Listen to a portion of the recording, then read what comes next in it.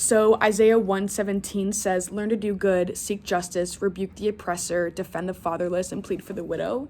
And I think really that sums up what it means to be an advocate for your clients.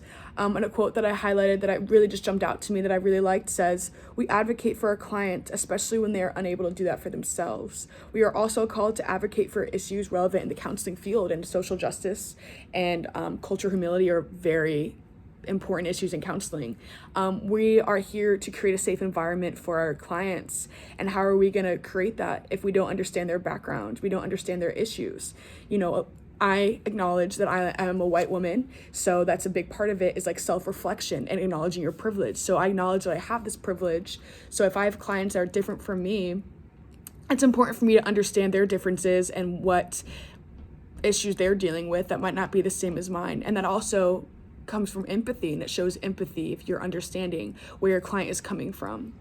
And I really liked what the video said, the chapter video. It talked about how you might have clients that come see you that might not like you for who you are. So he was talking about how he had clients that were uncomfortable with a Black man being their counselor. So it's important to know your biases for yourself and understanding your clients, how they might be different from you, but it's also important to understand that you might have clients that don't like who you are based on like what you look like.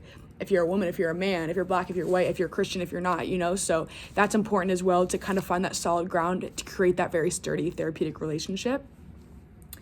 I feel like I could talk about this forever, but an action that I really liked from the podcast I talked about was the feedback-informed treatment. So while it's important to hold yourself accountable and dig deep and find those biases, I think it's a really great idea to allow your clients and people you work for to kind of hold you accountable and show you ways to improve based on what they need. So like the podcast said, a lot of counselors think that they're a lot more culturally aware than they actually are. So allowing clients to hold you accountable is actually, I think, a very good idea, and something that in other ways too, but especially in cultural awareness, is very important, because again, you might be biased towards yourself, thinking that you're more aware than you actually are. So that would kind of be very eye-opening, and you can maybe get feedback and show that you're really good at it, or you can get feedback saying you need to work on it. So I think that'd be really important.